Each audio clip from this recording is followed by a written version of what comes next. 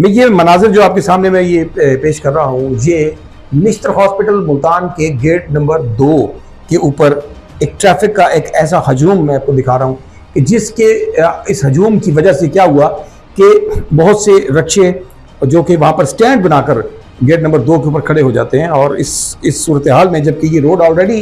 बिल्कुल तंग है और जनूबी पंजाब का नहीं बल्कि मैं कहूँगा कि इस खित्ते का सबसे बड़ा हॉस्पिटल, जहाँ पर के सिर्फ पंजाब ही से नहीं, KPK से, बलूचिस्तान से और ना मालूम कहाँ से जो है मरीज़ यहाँ पर आते हैं इलाज मुआवजे के लिए। और इस कदर खौफनाक सूरत हाल देखने को मिली कि जब यहाँ से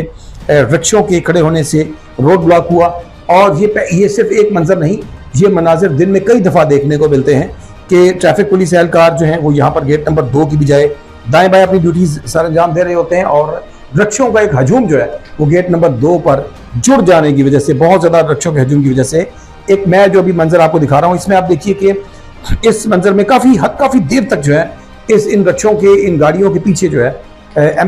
दो एम्बुलेंसेस की आवाज़ें जो हैं वो मुसलसल गूंजती रहीं और सायरन बजते रहे। लेकिन उसके बावजूद रिक्शों ने जगह नहीं दी और जगह नहीं बन पाई कि इस कदर ज़्यादा वहाँ पर पार्किंग का एक माहौल बना दिया जाता है रोड के ऊपर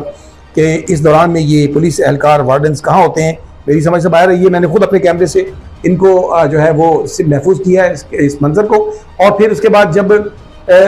ये मंजर खुलता है, जब ये ट्रैफिक जैम खुलता है और रिक्शे आगे निकलते हैं और कुछ गाड़ियाँ आगे मूव होती हैं और रास्ता खुलता है, तो पता लगता है जी कि एक नहीं, दो नहीं, यकीन कीजिए कि 4 से 5 एम्बुलेंसेज जो हैं वो उसके पीछे से एक एक करके निकलती आती हैं और वो हॉस्पिटल के अंदर अपने मरीजों को लेकर दाखिल होती चली जाती हैं, जिसमें 1122 की एम्बुलेंसेज भी शामिल हैं, प्राइवेट भी शामिल हैं। तो इस सूरत हाल में, जहाँ इस कदर खौफनाक सूरत हालों के एक ऐसा हॉस्पिटल जहाँ पर जनूबी पंजाब भर से पेशेंट्स की एक बड़ी तादाद रोज़ाना की बुनियाद पर जहाँ पर आती हो, वहाँ पर वो मेन गेट जहाँ से एम्बुलेंसेज ने गुजरना है, जहाँ पर मरीजों की गाड़ियों ने गुजरना है, उन पर रिक्शों का एक गुबार खड़ा हो जाना और फिर उसके बाद लोगों के रास्ते ब्लॉक कर लेना और फिर उस ब्लॉकेज की वजह से एम्बुलेंसेज का मरीजों का फंस जाना, किसी की ज़िंदगी के साथ खेलना, इसका जिम्मेदार कौन है। और मैं उम्मीद करता हूँ कि इस वीडियो के बाद